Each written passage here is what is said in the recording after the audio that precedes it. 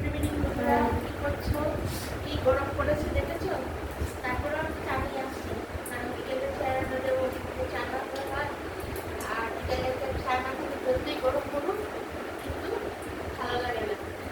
আর কি গরমটা না পড়েছে, কিন্তু আমাকে তোমার সাথে কথা না বলতে ভালো লাগে না। বন্ধুরা, আজকে তোমাদের সাথে যে টিপসটা নিয়ে এসেছি সেটা খুব সহজ, আর আমি তো তোমাদেরকে এরকম টিপস দিচ্ছি যেটা দেখতে করা ঠিক হয় না। ঘরের মধ্যেই আমাদের রান্নাঘরে সেই জিনিসগুলো থাকে, সেই সব জিনিসের উপরে দিয়ে আমি টিপস দিচ্ছি যে কোনো খরচ খরচ হবে না, কিন্তু আমাদের রূপচর্চা হয়ে যাবে। তো আজকে দিচ্ছি আমরা কলা খাই, পাকা কলা। পাকা কলার খোসাগুলি তখন ফেলে দিই। পাকা কলার খোসাগুলি না ফেলে দিয়ে পাকা কলার খোসাগুলিকে ছোটো ছোটো ছোটো ছোটো করে কেটে তারপর ভালো করে এটার সঙ্গে এক মুঠ চাল দিয়ে এই চালটা আর কলার খোসাটা দিয়ে সেদ্ধ করো, বা যে কোনো একটা বাসনের কিছুতে বসে সেদ্ধ করো, বা কুকারেই সেদ্ধ করে নাও। ভালো করে সেদ্ধ করে নেবে। সেদ্ধ করার পর একদম সেদ্ধটা করলে অল্প করে জল দিয়ে করবে, তারপর ওটা তুলে আবার জলটাকে শুকিয়ে নিলে ভালো। গ্যাসের সঙ্গে করলে ভালো, কুকারে করলে তো জলটা বেশি দিতে হবে, জলটা ফেলে দিলে কোনো উপকার হবে না। তার জন্য গ্যাস সিস্টেমে করলেই ভালো হবে। জলটা শুকিয়ে নিতে হবে, ভালো করে সেদ্ধ করার পর ভাতটাও নরম হয়ে যাবে, এই চাল আর এটা কলার যেটা, তারপর সেটাকে তুমি ভালো করে গ্রাইন্ডারে দিয়ে পেস্ট করে নাও। পেস্ট করার পর তারপর ছাঁকনি বলো বা কোনো একটা কাপড়ে বলো, ভালো থেকে এটা ছেঁকে নাও। কিছু বের হবে না, তবে ছেঁকে নিলে ভালো। নেওয়ার পর তারপর এটার সঙ্গে যদি দুটো কলার খোসা নাও, তাহলে এটার সঙ্গে এক মুঠ চাল নেবে আর 2 চামচ কর্নফ্লাওয়ার দেবে।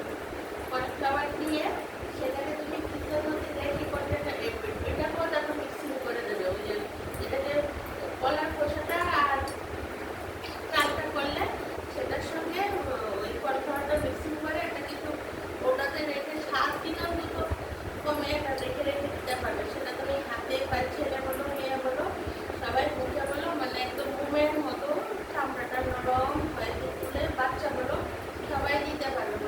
এত ভালো উপকার, মুখে ওটাকে কত কত থাকে কালো দাগ, তারপরে কিছু মানে একটা বানালে মানে 7 দিন ধরে 7 দিন পরে আবার বানাও, মানে এত কাজ, মানে খুব নরম। নতুন টিভি দিতে নেই, তুমি প্রতিদিন ঘুমানোর আগে রাতে অফিস থেকে আসলে বা বাড়িতে থাকো 25-30 মিনিট দিয়ে রাখলে তারপর সেটা ধুয়ে নেবে। বা সত্যি যে টাইপের সময় পায় তুমি 25 মিনিট মুখে লাগিয়ে রেখে প্রতিদিন ধুয়ে নেবে। তারপর দেখবে যে মুখটা একদম তুলে নরম হয়ে গেছে, খুব ভালো করে। আর হাতের মাঠটা তো আমি আগেও বলেছি যে এত উপকার বলার নেই। হাতের মাঠটা তোমরা রান্না করার সময় এমনিতেও হাতের মাঠ একটু হাস্য ধুয়ে রেখে দিলে তারপরে এটা ঠান্ডা হয়ে যাওয়ার পর সেটা উদাহরণের মতো করে এটাকে ঠান্ডা করে একটু গলিয়ে নিলে যে ভাতটা আছে, তারপরে সেটাকে মুখে লাগিয়ে 20-25 মিনিট, প্রচণ্ড উপকার হাতের মাঠটা। হাতের মাঠটা যে এরকম নরম নরম মানে মাংসের রস সেই একটু নরম দিলে।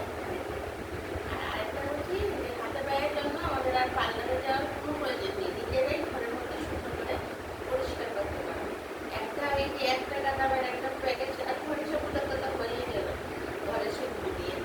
আর নাহলে 1 টাকার প্যাকেট খুলে একটা নিলে মানে মাপটা দেওয়ার জন্য হচ্ছি, আর 1 চিল লেবু নিলে সঙ্গে একটু চালের গোড়া নিয়ে নেবে। ভালো করে সবগুলোকে মিক্সিং করলে পরে তারপরে এই লেবুর খোসাটা দিয়েই এই চালের গোড়াটা সহ সেগুলো সহ আর লেবুর রস দিলে দিয়ে তারপর সঙ্গে চিনিও দিতে হবে, দিয়ে তারপর পায়ের গুঁড়ি, নখের গুঁড়ি, হাতের এই জায়গাগুলো আর যদি কারোর লেবুর যে মানে অসুবিধা হয় লেবু তাহলে দিয়ে দিতে পারো, টমেটোর রস দিতে পারো। লেবু তো আছে লেবুতে সহ্য হয় না শরীরে, তাহলে টমেটোর রস দিতে পারো। দিয়ে ভালো করে